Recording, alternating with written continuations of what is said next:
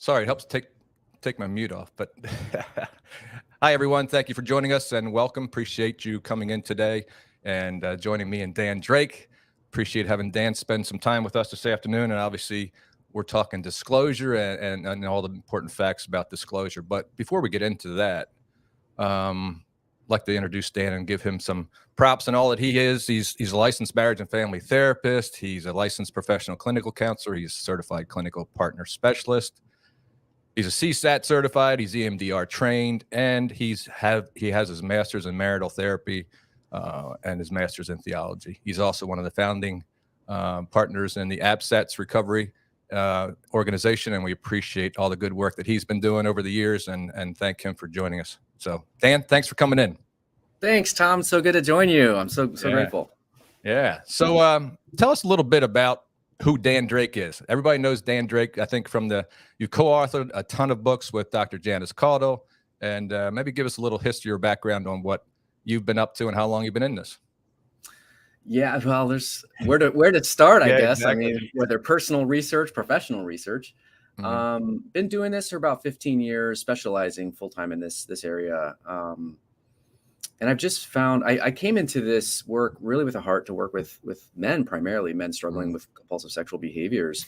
And I realized along the way that, I started learning and hearing and understanding betrayal trauma. And that's been a big passion, big heart of mine, is to help couples heal and restore, after betrayal and after the rupture in the relationship. So that's been a really big part of what I've done.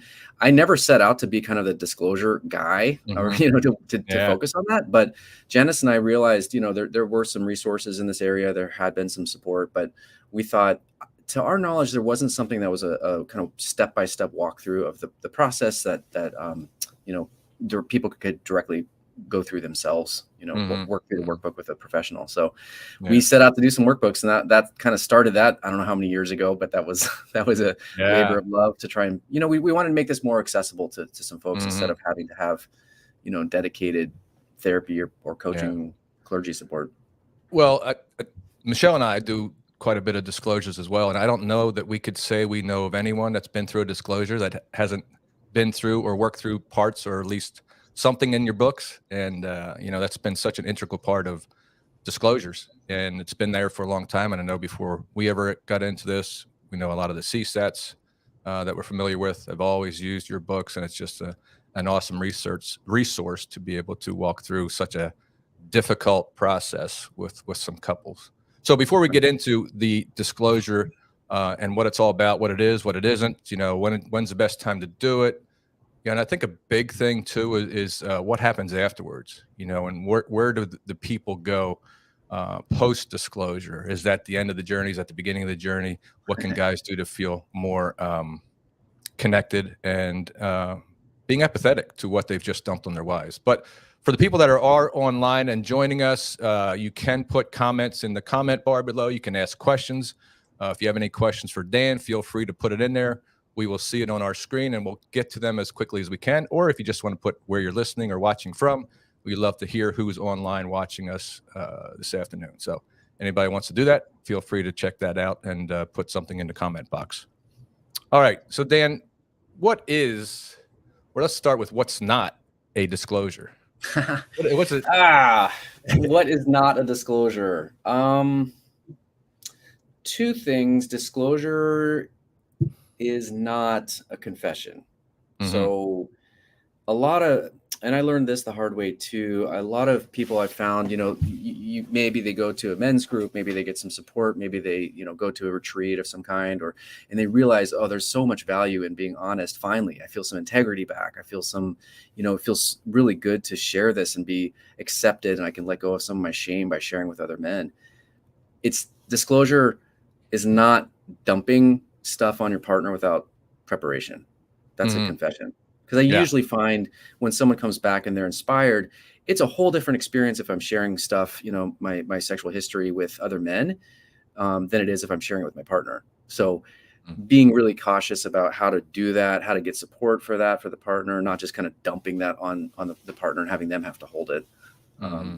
So it's also not, that's one thing big that it's not, but it's also not what often we see happen is this series of staggered drips and drabs Mm, of sharing partial information, and then partner finds out more, asks more questions, or does more inquisition, for lack of better words, right. and then more stuff comes out. So it's a process. What it is a process where basically the person doing the disclosing is sharing the history of their sexual behaviors to the extent that the partner wants to know, the level of detail partner Hmm. wants to know, and Right. they're sharing this kind of framework of what they've done, as a way of building and rebuilding a new foundation of honesty and truth in the relationship. Yeah, we like to define it as that kind of that defining moment for that couple, and now getting the truth out. And yeah, a lot of people come. They want to confess. They want to. Oh, I told her everything. Well, did you really tell her everything? Does she know everything? And they do that staggered confessional instead of disclosure. Or sometimes it's too much, where it's Hmm. okay. I feel unburdened, and now I feel so much shame relief. But maybe I've just bulldozed my partner with a bunch of information that they may or may not have wanted to know. So, Right. I may feel better, but my partner may be traumatized by what I'm sharing because they Hmm. weren't even ready. They're blindsided by it. Hmm. I know a lot of guys too that have been through groups, um, several different groups, and they kind of keep it silent. They confess it to the guys in the groups, but they never go home and tell their spouses. Now I know that's changing a lot as new research comes out, but just holding on to that information, so it's either one or the other. It's an interesting dynamic. They either vomit on them or they withhold it until it all comes out at one time, a year down the road or something like Right. that. So I guess if you had to explain to the people, what does a good disclosure look like? How do you go through the process? Oh man, that's a huge question. That's actually, it sounds like a simple question, but it's the reason. If anyone's familiar with our workbooks, you've seen, wow, you may have bought them and didn't realize how big they actually are. There's so much in it. There's so much that it entails in the process, but it's making sure that both parties are emotionally, mentally, physically, spiritually prepared for what they're going to be, disclosing and then, receiving. And then also, I like to do a written disclosure. There's different formats for this, but I Mhm. generally advocate for a written disclosure, which means I'm writing up my history, and what I'm doing in writing that history. I need to know how much my partner wants to know, what they don't want to know. Also, what kinds of distortions might I do mixed in? I mean, in the workbooks we have very clear, like some reviews that we look through, and that comes based on all the different editing I've done over the years with different people doing the disclosing. And that may be, for example, subtle minimizations I'm putting in the document just because it makes it feel a little bit less overwhelming. So I say words like seldom or only or rarely. I only did Mhm. this or I rarely did that. To me, if anything's that's going to translate as I'm trying to minimize it. Or if I give, what I think is context, but it actually comes across as I'm blaming my partner for something. When Mhm. you were really busy at work, or when you were pregnant and you didn't want to have sex with me, I blah blah blah. If Right. if I'm sharing that stuff, Right. that first part of the information, I may convince myself that's context. What's going to be received is, oh, so you're saying it's my fault. So Mhm. part of the process is really trying to kind of distill all the information that's necessary while taking out the stuff that's not. If Yeah. that makes any sense. Yeah, for sure. It's tough. I know. What How do you, kinda work through that process? How do you keep them from not disclosing too much? Or how long does typically this process take? Yeah, that's a great question too. Everyone does it a little differently. I Mhm. generally tell people it takes me 6 to 8 weeks to prepare. Mhm. And that's not, it's because we may go through 10 plus edits of a Yeah. document before we actually do it. So that can take some time. It's preparing. What if the person has a real hard time? They go into shame and they have a hard time pulling themselves out. We're going to try and work on building up resources to help them show up in a way that is honest and vulnerable and open and strong at the Mm. same time, Mhm. while not collapsing in a puddle on the floor, and also not getting defensive and reactive in that kind of a Mhm. session too. Mhm. Yeah. I think when, you and Janice did, that training, and we'll get into the training later too about the Kintsugi partners and how people can get trained if they want to help people walk through this, if they're coaches or clinicians or just a training for their own ability to help somebody if they go through disclosure. But who do you recommend do disclosures? Is it just for therapists, coaches, anybody? Is it just good information to have? Who do you recommend? Like who to help guide somebody, or do it on your own, or what? To do a guide, to be a guide, to be a certified guide, as you guys do. Yeah, we'll talk about that. I think anybody can do it. I mean, I'm just going to say that because, and I think I'm a therapist. That's my training and background. But I'm finding, I mean, people aren't coming. They may not come to me. I'm not usually the first point of contact. They may go to their church or their clergy, or they may go to their faith community first. Maybe they go to a couples therapist first, or sometimes they found out, professional organizations, and they might find a coach. Our goal is to train anybody that's wanting to support people doing the disclosing or receiving the disclosure, so that we do this in as a safe, effective way as possible, without harming people along the way. So knowing where our limits may be. I mean, if we have mental health issues going on, or psychopathology, maybe that's referring to a clinician to do some of that work. But I mean, I think knowing where our kind of roles are. But I think anyone, I will recommend, I mean, I don't recommend anyone just going through the workbooks and doing it on your own. There's just too much in there. I think having a guide, and a certified guide especially, but having a guide is very helpful, because they know they can walk you through the process, help you, and so you don't have to do this on your own. It's really too much to do on your own. For sure. We had a comment in the chat box here under the comments. I don't know if you saw it or not. I don't know how much you want to share about your story, but someone asked what's your personal story you've experienced as somebody that's went through this. Is this part of your story? I know, without getting too specific. Yeah, it's a great question. I'm open. I'm more, how do I say it? I'm more open to talking privately. I don't, just because I have family, I don't share too much of my story publicly. I do know this personally and professionally. I'll just say that. So it's not just my professional training that got me in here. I'm happy to share more personally, and if that's helpful. But I know this. I've walked through it, and so yeah, that's good. Appreciate that. So when somebody goes through this 6 to 8 weeks, they're walking through this, both the partner, maybe with somebody else, the betrayer with you. What's it look like then once they get through and working through building that disclosure document, and what happens? Do they come to you? What happens when they do come to the table, and sit there to go through this process? What's it look like to actually the sit actual down kind of disclosure session? Yeah. Janice and I, we were talking about what we want to call that disclosure session. People call it a full disclosure. And we thought long and hard. We actually put this out to the AppSats community, and we're like, help us. What's a kind of phrase or word that kind of defines the actual sharing of the truth in this disclosure session? And I will say, I do like putting it in a session. I found some people like, okay, I'm going to write a document, and then I'm just going to email it to my partner or print it out and give it to them, because it's hard to share. I think there's something invaluable about actually sharing this in a facilitated way, and vocally reading what you've written. There's something so different than just sharing it. But the term that we got to was, we're calling the session the Right of Truth. It's a ceremony. I think it's a really beautiful healing ceremony. It's difficult and painful, but I think there's something so healing about it.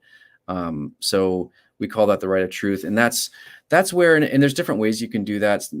I personally like, if people have the ability to do this, have two guides, one for the partner, one for the person disclosing, be able to come into that session, support each person, but come to the table as a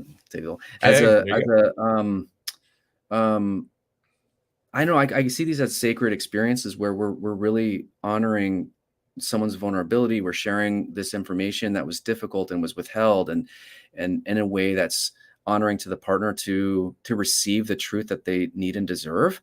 Because we can't, I mean, as part of healing, it's hard to move forward without full transparency, because the partner will ask questions. They don't know what's true, what's not true. They'll sit with these questions. So it really helps build a new foundation of honesty and truth.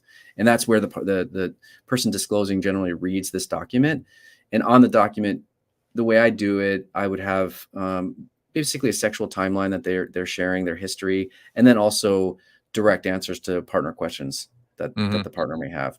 So they do that. Usually we'll take a break after that process. Maybe there's more questions, and then we'll come back and the partner can share more questions or share something that they want to share, what's on their heart after hearing what they've heard. That's the short of it, but that's generally what happens in those, that right of truth. You said two things that kind of stick out to me. One was about kind of the faith-based community, the clergy or whoever within the church that wants to help facilitate. And sometimes I've experienced anyway, I don't know if you have, where some of the faith-based communities don't or aren't in favor of disclosure. And then the second part was, I like what you said about this being the foundation, truth and honesty. And with that, you guys talk about the intimacy pyramid a lot. And I think a lot of, at least guys that I talk to, aren't necessarily at first on board about full honesty and transparency. And I think could you explain a little bit about the intimacy pyramid? Yeah, well, and just what you said, I want to completely acknowledge, honor, respect. This is most of the men I work with. This isn't their first choice of something to do typically or ever. I mean, because if I've learned over years that there's this shameful part of myself, these things that I've done that I don't want anyone to know those parts, because they're, who would really love me if they really knew what I've done, and this part. So that kind of builds in this shame, and secrecy is a part of that. And and we don't think exposing this to the light, even we can read texts that say that, the Bible talks all about that, obviously, but we can read about it, but then we don't have the faith or trust that if I share this stuff, that my partner will love me and continue to accept me, and actually that it's going to be healing. So I just want to say that I can acknowledge how difficult it is, and to trust that this is actually going to bring repair and healing and growth versus damage. What I'll say about rebuilding honesty, the disclosure is difficult, but when I find someone saying, I don't want to do this, they'll often say, it's too painful for my partner to hear this, so I don't want to put her into more pain or damage. And I don't disagree with that. Yes, it is difficult to hear, but if the partner is signing up and saying, this is what I need for healing and for rebuilding, then we also have to trust that that is actually the case, that this is what is going to heal and restore for them. Because I think of, as another example for honesty and getting to the facts, after most disasters, natural, human made, you find people returning to the scene to, let's say, I'm in California, so God forbid we have earthquakes, but people return to the scene of an earthquake. Let's say my house burned down, or I had a earthquake and it was destroyed. We go back. Why do we go back? We sift through, what happened? It helps us understand what happened. What can I salvage from this? What real? I think there's something that's very human and about how we heal and process trauma, to go back. And I think that's what the partner needs too, to see, okay, was our whole history a lie? Were there some periods that were true and real that we can build from? Can I salvage some of this?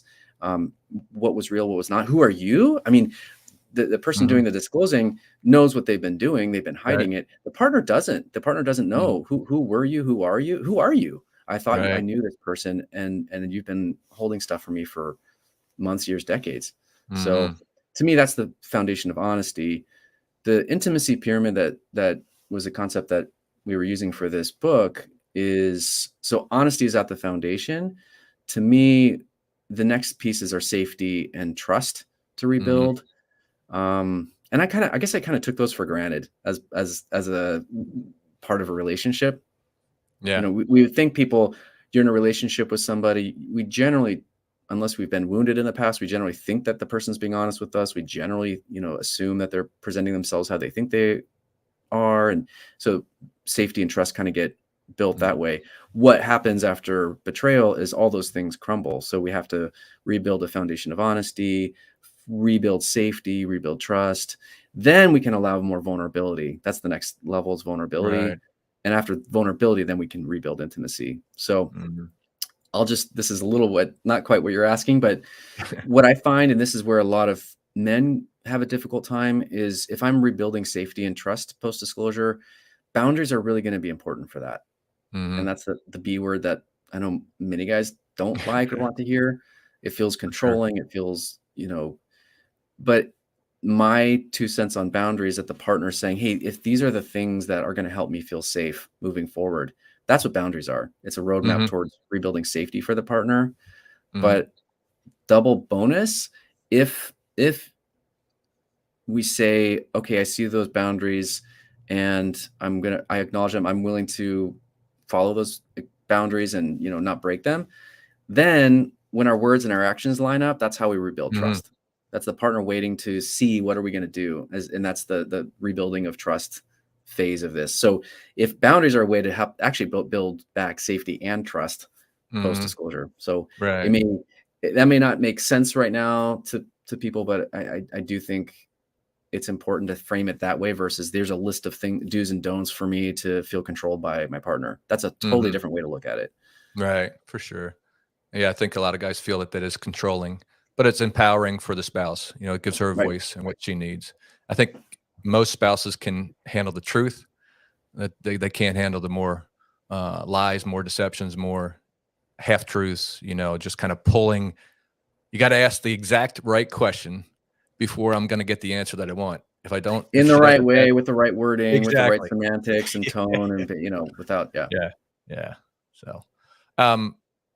So what's the partner going through? I know my wife Michelle does a lot with. She refers back to the earthquake, and you mentioned the earthquake, and I don't know if you saw the pictures of the earthquake that was just happened in Taiwan. You see the one where the building was.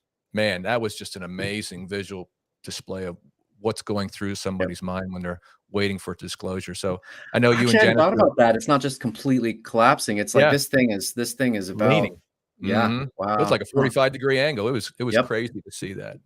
Yeah. But I know there's the study that ABSATs have done. I think it was through ABSATs, but about the earthquake and what a spouse is going through waiting for disclosure. Can you share a little bit about that waiting time and what they're going through and how it's related to the research? I think shows how the D-Day is one event and then disclosure is another, but waiting in between. How they feel about that. That stat, I was gonna say haunts me, inspires me. I don't know that if it was me, I don't know that I would have asked the question. I think it was Janice that asked it for the ABSAT study. So yeah, to what you're saying, basically, it was a study put out. I think it's up to a couple thousand people who've responded to it now, but it's on a scale from 0 to 10 of level of distress. Yeah. So if 0 is no distress, 10 is the worst I could imagine. There's 3 points that are on this graph, and we can see it on the graph, but these are actually in the books too. But 0, so discovery, disclosure, and then wait time between discovery and disclosure. The discovery was 9.6, I think was the average, something like that, of level of distress for partners. So that's huge. And I don't know what the biggest earthquake's been recorded, but that's at least up there. That's catastrophic. That's big. It's huge. That is huge. Disclosure was like I'm going to miss it, but it's something like a 7.2, something like that. And that's big. That's really big. But you think discovery is not as distressing as, disclosure is not as distressing as discovery. What I found, and it's not surprising now that I know more, but what I found really, really interesting was the reported distress of the wait time between discovery and disclosure was reported at something like 9.2, 9.3 for partners.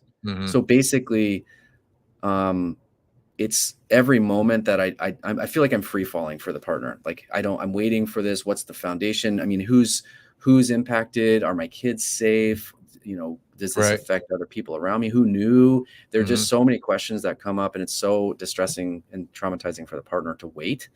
So there's often that question, when do we do disclosure? What's the right time? Always, right? And I don't know what you'd say, Tom, but like, there is no good time. We can't wait long enough for the men I've worked with. I can't wait long enough to help them really understand more of the whys of what they did, kind of get a sense of it, understand betrayal trauma and the impact of these things. I can't wait long enough, but for the partner, we can't do it soon enough. So some zone in there, we try to to make this work the best we can. Yeah.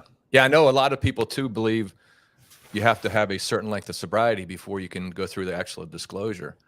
And I don't know how you feel about that, but that could be just an open gateway for some guy to say, I'm not going to do it because I'm going to keep acting out. Yeah. But that I also mean, shows where they are in recovery too. right. It's in a perfect world, someone would have 90 days at least of sobriety, abstinence from their behaviors before we do it.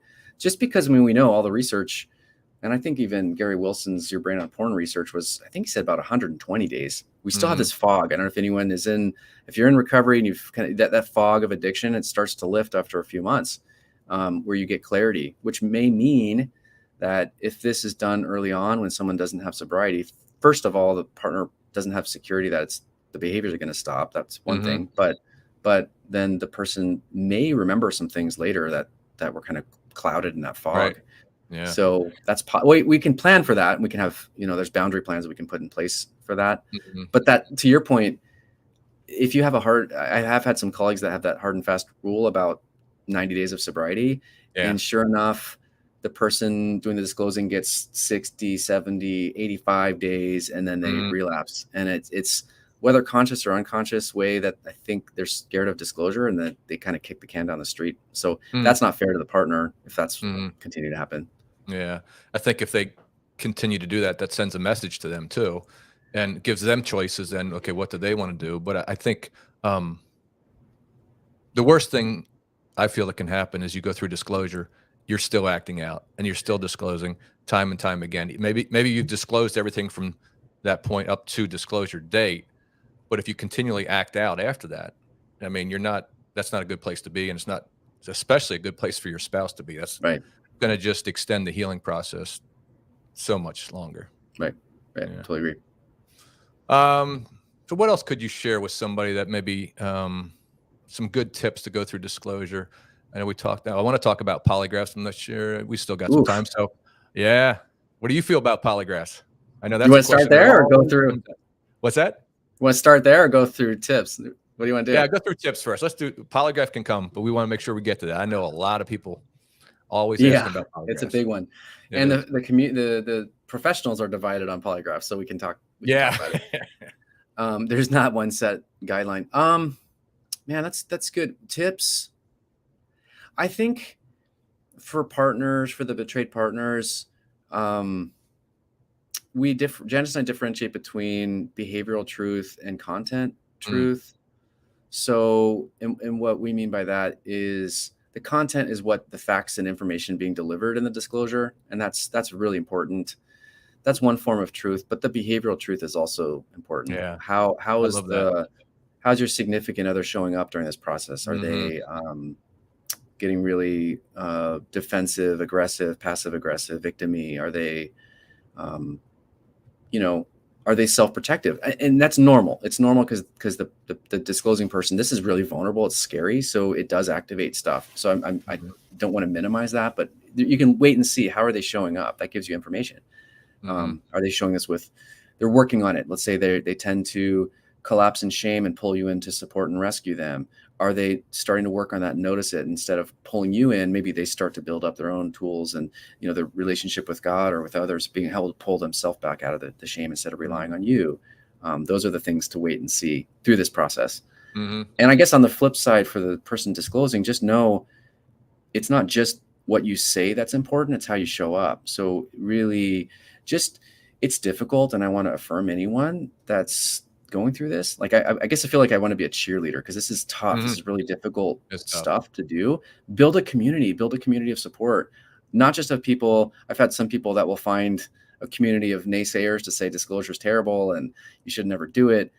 There's those voices out there, but most of the time those voices either haven't done disclosure or they've not done it well, or, they haven't had the opportunity, so I guess just they're building a community of support to bolster you up, kind of work on those things, not just the information, but how you show up, because the partner's going to wait and see, and words and actions lining up. It sounds so simplistic, but those things are so important to rebuild after this, because usually the words aren't going to be enough, because words were typically used to lie and withhold Absolutely. and deny.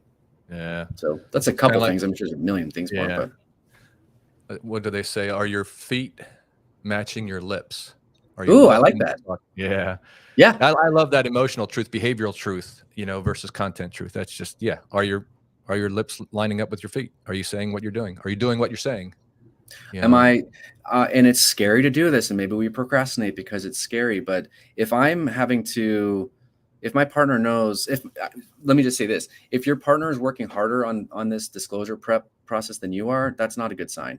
So Right. put at least, I would say at least as much. I want to say double the effort that your partner's putting in, but at Mhm. least as much effort as your partner is putting in to make this successful. So if you're, for example, if your partner's looking through phone records and looking through kind of account Mhm. data to find information out, and then asking questions, and your best answer is, I don't know, or I don't think so, or I can't remember, trying to do your due diligence just like Yeah. they are doing to try and find the information. I know that can be difficult and triggering, and maybe you don't have time, but make the time. If I had, kidney failure, I'm going to make time for dialysis. Mhm. This is what we're talking. This is critical. This is like critical for the relationship.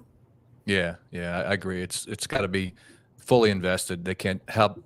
Their wife can't be or the betrayed cannot be the one that helps them dig the deepest into, Right. ripping that scab off and getting deep and getting into all the behaviors that they put on the timeline. Yeah. Um, you had said something there that really struck a memory with me, but I can't remember. Maybe it was this, and whoever's online too, you can put a question in the chat if you For want to put sure. it in the comments. If you're watching this on the replay, just put replay fam and then ask your question so we know it's in the replay, and Dan or I can get back to you on those answers if you do ask them. So I think one of the things was, is it ever too late to Oh, do a disclosure? I know there's several couples that have been in recovery for a long period of time, and they never really went through the full disclosure process. Is it too late, or is it time to say, okay, I never went through it. I've been clean. I've been good in my recovery.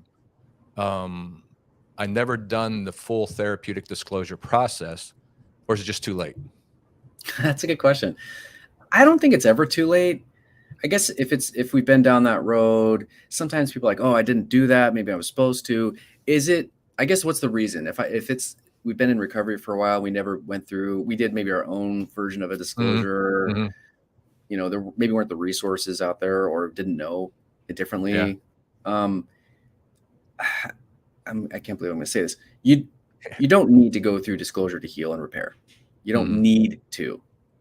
That said, have we built a foundation of honesty and safety and trust enough where we're able to move? If when I find when it's couples down the road and there's still questions coming, they're still not quite sure. They're still not sure about, do I trust Hmm. everything, or not Hmm. everything, but I don't have enough of a base yet to work Right. from. Yeah. Then maybe we do. Or there was a disclosure that was kind of botched. I mean, that happens. I've got some people that had done disclosure previously, but Hmm. it was rushed or not managed. I just talked to someone, they had a failed polygraph, and there's really cuts the whole thing, and the whole thing is caused them to call it a question. Can I trust this whole thing? So I don't ever think it's too late. Sometimes worst case scenario, there's nothing new to disclose, or best case scenario, there's nothing new to disclose. So Hmm. you've done everything, and then you've given your partner more reassurance that we've done it, and we've Hmm. covered all the Yeah. grounds, and I feel Hmm. more secure. Hmm. But Basically comes back to the partner, huh? yeah, I think so. Yeah. I think so. And I would never force a disclosure on a partner who doesn't Right. want it. Again, that's a Right. confession. You can Hmm. do, if the partner doesn't want it, there are ways. I do think it's worth going through the disclosure process. You can write a document, share it with other guys.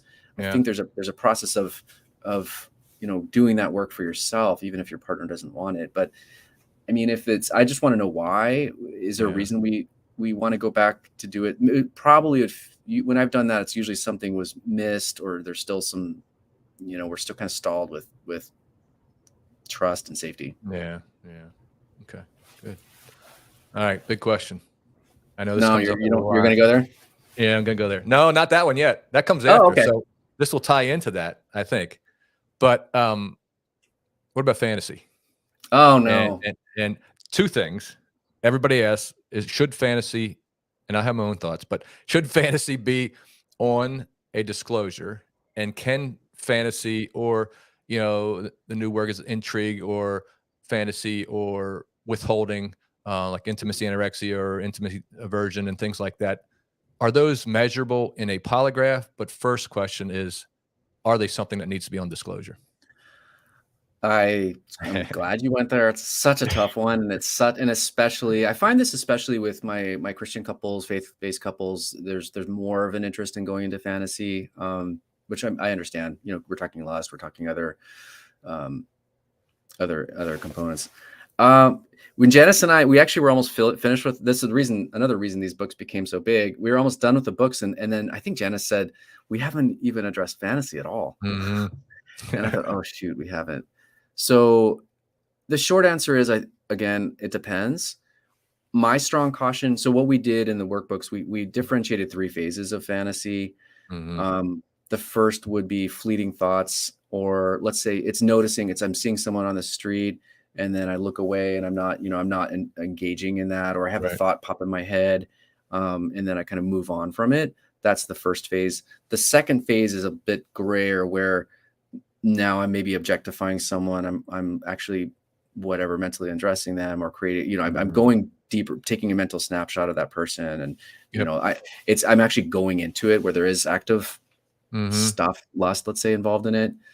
The third phase would be, now I'm actively responding. So let's say I touch my genitals after, thinking of somebody, or, I'm starting to masturbate or something. That's a different, now we've gone into it's a behavior. Mm-hmm. I would recommend, once we start getting into someone's head, it seems like it'll answer questions, but for every question answered, I almost always find 3 to 5 or more questions creep up as a result, just because especially if some of these things are vague. So if you're going to do disclosure and put fantasy, I'd recommend putting the third phase if possible, because there's clear actions being taken. Right. Or if you're going to do phase 2, phase 1 is really hard, because that's going to, if every single thought, like, I don't know what, maybe people disagree. With more recovery work, I don't think you get the same sort of euphoric recall or the same images popping in your head. I don't think you objectify people the same way, but things can pop in your head. It's what you do with it. Like if I get a thought in my head, and then I'm moving on, and I'm, praying, I'm humanizing, I'm doing all of my work it's your recovery. Yeah. It's my recovery. Yeah. If I'm sharing that, I just find that it feels so triggering for partners to share everything, because they feel like they're going to build safety, but then they realize like there doesn't feel to be any safety anywhere. Plus you have to defining in phase 2 is the most important thing. If you're going to put it, what are we talking about? Like intrigue. I have a definition of, well, I don't even know if I have a good, clear definition of what intrigue is, but I know it's the unhelpful. I know it when I see it, kind of thing. But if you're going to put it on a disclosure, I think we have to be really clear what we're talking about. And so we're using the same terms, because what the partner may be understanding of something may be very different than what the disclosing person is thinking about it. I don't know your take on it. It's just, it's important. I'm not trying to minimize it at all. It's just, it's really difficult once we get into someone's head, especially on a disclosure. The questions just seem to keep coming. It's hard to really kind of. It is. Yeah. Where does it end? It. Yeah. It's tough, and it's tough to measure that when you're in somebody's head. Speaking of measuring, what do you think about polygraphs? I got to ask. What do I think of polygraphs? Yeah, because that's the other thing. If you are going to be using a polygraph, and there's different formats to it. The guy I generally work with, anything in your head, he's not going to. You can't measure that on a polygraph. What you can measure are specific actions. So did you do something? Was there something, versus did you intend to? Did you? We have to be really clear, observable, measurable, specific if you're using a poly. I'm just going to say, when I first got into this work, when I heard the term poly, it sounded so extreme. I thought the same way I think most people do. What I've seen on like interrogation shows or court dramas, or it's this, light spotlight. Isn't it true on the day of such and such, we're trying to get a confession out of the person. Right. That was my take of what a polygraph was. And I want to differentiate. So I'll just fast forward. I believe in polygraphs. I think they're very beneficial. I've seen them really helpful. What I'm I'm talking about is not a forensic polygraph. It's not trying to catch someone in a lie. It's a fidelity polygraph. It's trying to affirm the truth that the person's telling. Yeah. So I do think there's a difference. It's not people say, oh, it's so humiliating to be hooked up to a polygraph. And I can't believe we're at this point where I have to be hooked up to a polygraph. And I get that. I mean, this wasn't, but also if you think of the partner, no partner would ever say, I want to get into a relationship hooking my significant other to a polygraph. That's not what anyone's first choice. But they also wouldn't have thought they'd been lied to and deceived for years decades, upon years, potentially. yeah. So that's the other thing. And if there's, what they do is they affirm truth, and it's another tool. Are they perfect? No. And you can look at the stats, and they aren't perfect, but they're pretty good. And it's one tool. It's one tool. It's not the tool, but it is a tool. And again, behavioral truth, someone's willingness, maybe I'm scared to do it. It feels humiliating, but if this is something that will help rebuild safety for you so that you don't just have to rely on my words, then it's actually pretty valuable. Yeah. Yeah. When a disclosure, well, actually, I'm thinking of a specific person, but when somebody says, the spouse may say, or the betrayed may say, I want a polygraph, and the disclosing partner says, I got to think about that. To me, that's a sign right there. Yeah. Okay. If you're not willing to do what she needs to get the truth and to feel safe, what is your commitment level? And I understand too, they're not the end all be all, but they are one tool that helps. And you can, Michelle, as those people that know us, Michelle is very, she loves a polygraph, and I do one every year. It's well documented. I do one every year, and I will continue to do them as long as she needs to, and whatever it takes. And it's empowering for the guys too. Not that you can use it as a tool. That's as a weaponizing tool against them. See, I took a polygraph and clean. Well, no, it's not 100%, but it's one of those tools that can help restore trust and continued retrust, and continues to help me be accountable because I know a polygraph's coming. So if I ever get that thought in my mind, no, that's coming every August. It's here. and that's what I've heard. And the benefit too. And we talked about the wait time, the stress. If we do this earlier, and like I said, there is a potential, if the old model used to be, we'd do disclosures, we'd wait a long time to do them, sometimes a year plus. It's shifted now where I think we're tending as a field to do disclosures quicker because we know how traumatizing it is for the partner to wait.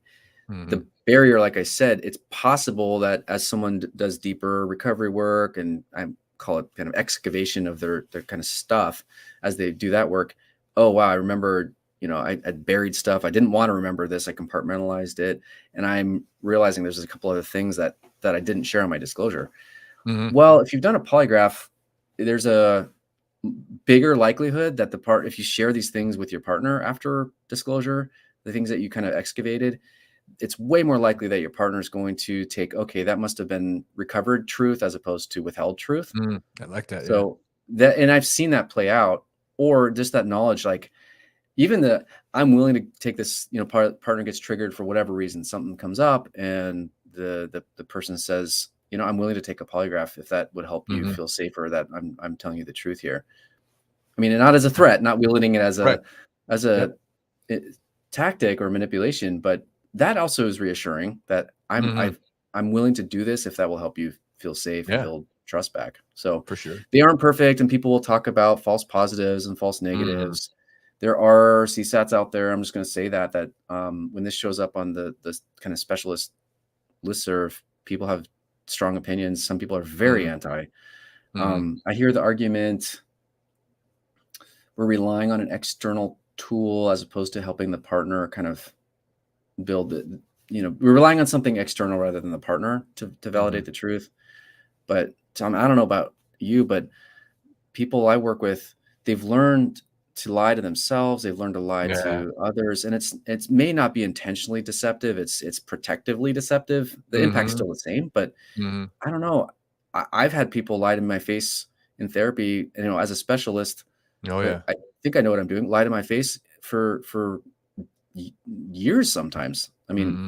and I try to spot it, but they've learned this as a coping strategy for Yeah. a long time. So why would we, if it's an external tool to validate that, and maybe they don't need a long term, maybe they do, but if it's Mm-hmm. something that can validate the truth of what someone's sharing, I do think it can kind of fast track that safety and trust rebuilding, because I think so too. it's more reassuring. Okay, I think we got a foundation here.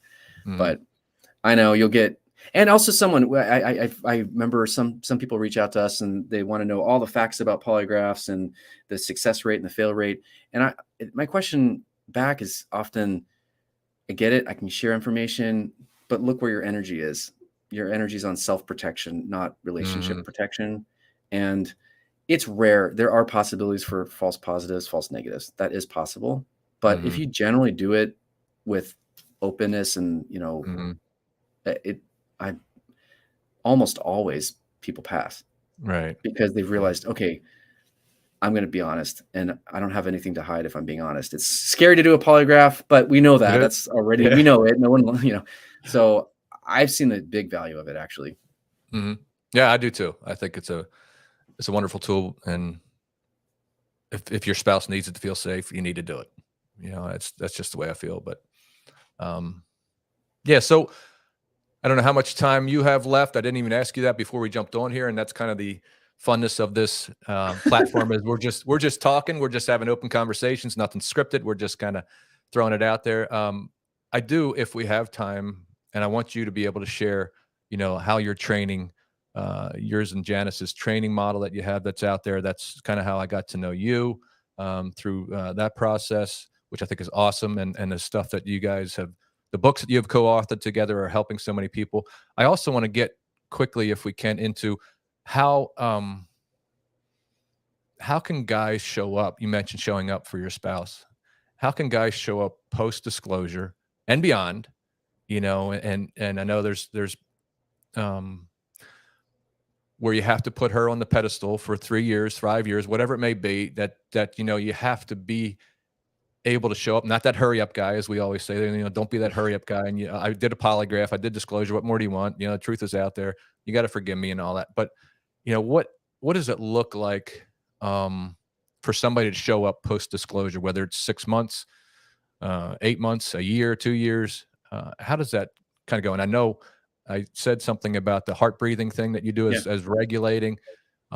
Is that something that's going to help them long term? Co-regulate and regulate themselves, actually, more so than and just be there for their spouse. I think I think that's the model. There's a visualization that we have in the book. I think we'll have it recorded somewhere too, but Hmm. it's basically a way to get connected with yourself, regulate yourself. And then when I do that, I'm getting in touch with my heart and building vulnerability with strength. I think sometimes we go either one. Strength means I'm going to have to get defensive and big Mm-hmm. versus I Mm-hmm. can be strong and soft at the same time. Yeah. That's the attitude I think we can try to build through this, that sometimes, men will either go soft, collapse into kind of shame, or they'll go hard, big, aggressive to protect. We don't want either of those. We want we can be strong and assertive and also soft. So I guess that's the heart of it. And then once I can do that, I can hold space for my partner. So I love that as a model of how we show up after this. It's not, and it's not like I'm showing up and she's always going to be better and I'm always one down and she's always Mm-hmm. right and I'm always wrong. It's not Right. that energy. It does get rebalanced over time, but again, I use this all the time. Think of, if knowledge is power, however long the disclosing person, however long you were withholding knowledge from your partner, you were wielding power in the relationship for that length of time. Mm-hmm. So we're trying to rebalance it. It may feel like your partner has more power right now. It's not intended to be wielded that way. We're rebalancing it, but we're trying. It takes some reshuffling. Yeah. So an attitude not of being a doormat and I don't have Mm-hmm. any rights and I have to give. You can have protect. I don't want to call them boundaries because that's triggering for the partner. But Mm-hmm. you don't lose all your rights. You actually can show up and be a whole, strong human being with needs and wants. But we're shifting focus post disclosure from your story to her story. So I think that's the energy that I would say. That's good.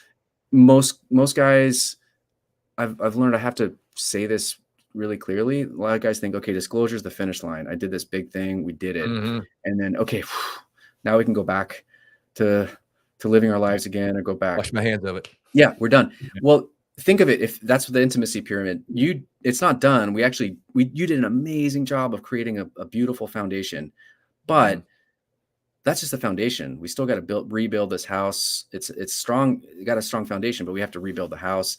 And you may feel unburdened, but your partner is going to be holding pain and trauma because she's just heard some difficult stuff. So we really have to, it usually gets worse before it gets better post-disclosure, at least initially, right out the bat. So just knowing that, we have exercises for that too, because it's just to know that that's normal.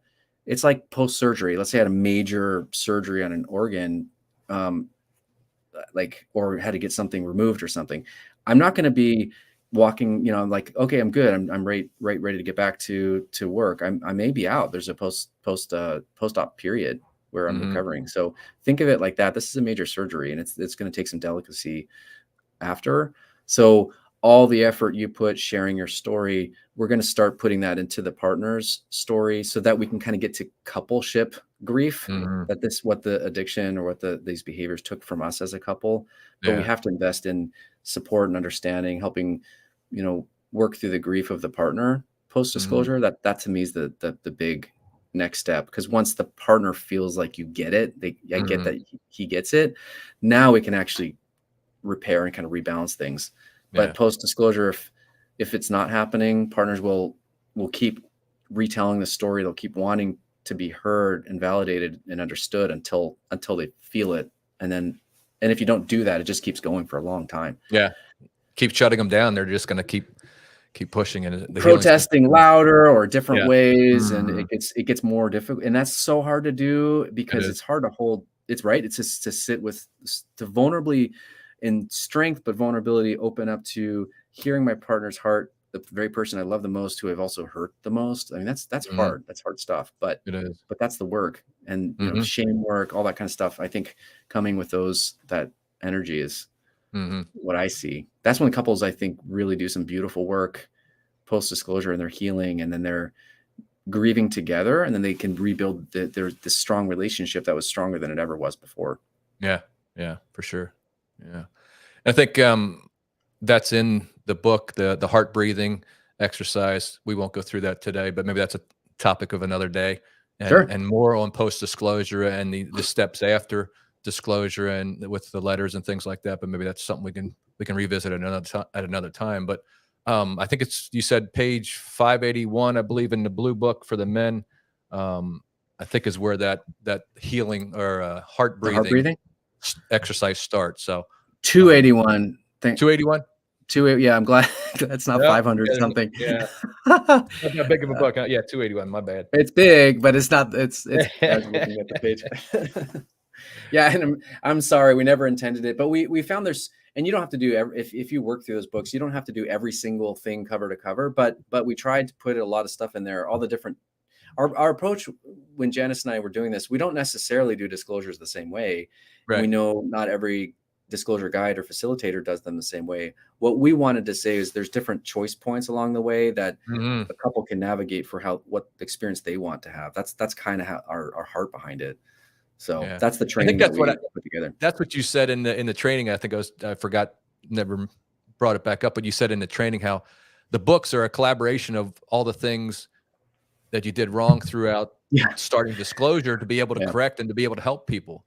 Because like I said earlier, is, some of us didn't have these tools early on going through it, and your ability to just best practices as you've learned through your 15 years or whatever it's been, and helping people go through disclosure. I mean, those books are just phenomenal and so helpful to so many people. Thanks, Tom. Yeah. So you want to share a little bit about Kintsugi and how you're helping people get trained in this and going through the certification process with you and Janice Caudill, and what you guys have going? Sure. Yeah, we know our mission is to isn't to do all the disclosures ourselves. It's to help others. They're happening out there, is to help them, really help couples walk through this disclosure process in a safe, healthy way as possible. So we put together a certification course for professionals, as you know, Tom. And it's for anyone. There are certain requirements. You can take the training, I think, but to be certified, there's certain requirements in terms of coaching level. You don't have to be a licensed therapist to do the certification, but we wanted to help support anyone that actually is facilitating these to get as much advanced support training as possible. So we're still newer to doing them. It's pretty new, but what we're really excited is to build a network of specialists that have been trained in this, that other clients and people that are interested in disclosure process can know, okay, these people have gotten advanced training, so they know a bit more of what they're going to get from the process. So anyone that's interested in doing that, we're also hoping to do some more direct prep work stuff using some of our already trained guides to help build a kind of network together. So we're trying to do some of those things. Because again, our heart is, I know, I'm licensed in the state of California. That's where I practice. But obviously disclosures need to happen. They're happening all over the world, and people and different levels of resources that people have. Like, we want to make sure this is accessible to as many people as possible. That's been our heart. Yeah. And I think our heart, and I know we talked about before we came on live, was, why did we get into this? Isn't it burdensome? It is heavy stuff. It is something you hear a lot of things. But I think being able to help others walk through this difficult process in the most well-designed process that you can, minimizing, I know that's a bad word probably, but to help the partners and to help the betrayer to come out with the truth, because it's happened so bad so often to so many people. It's just created a harder space to work through the healing journey. I think what you guys are doing and just helping people go through this is awesome. I think you mentioned it in another podcast. I heard you say that you might be doing workshops. We actually, Michelle and I did a workshop. We have so many people now that are coming for disclosures. Early February, we did a workshop with 13 couples to go through what the disclosure process looks like. And we feel there's 4 phases of it. And we went through it step by step. How do you do it? Where do you start? What's the process? And so now, last week I just had a meeting with some of the guys, to help them start building their disclosure document together. And eventually we'll branch out just to individual, but starting that is just awesome. That's so great. Good. I'm glad that that's spreading, that we're getting this out there too, to do this, as well as possible. That's awesome. Awesome. All right. So we're about out of time. I wanted to honor your time and also those that are listening. If you want to get a hold of myself or Dan, all the contact information is down in the show notes. So get down there and take a look at that. Reach out to Dan, Janice Caudill. She's in Dallas, I believe. You can get a hold of her, but through Kintsugi Partners, Recovery Partners, you can get their website, and Disclosing Hope, I believe, is the other website you have with the books on it. Yes, there's Disclosing Hope. There's also, it's probably easier, but then KintsugiRecoveryPartners.com. So that's the other one too. Yeah. And Dan, his email is Dan at BanyanTherapy.com. Dan at BanyanTherapy.com. Our information is down there. The information for the books is down there too, so you can click on that. All that's in the show notes. And those that watch us in replay, so any comments you have, put them in the comment section. Dan or I will get back to you on those, and just put in there replay fam, so we know it's from the replay. So Dan, I appreciate all you're doing and continue to do. I appreciate taking your time out today to spend some time with us and share all your great knowledge on disclosure. Of course, it's an honor to join you, Tom. Thanks for all that you're doing. Yeah, look forward to doing it again sometime. Sounds great. All right. Give me 1 second. There we go.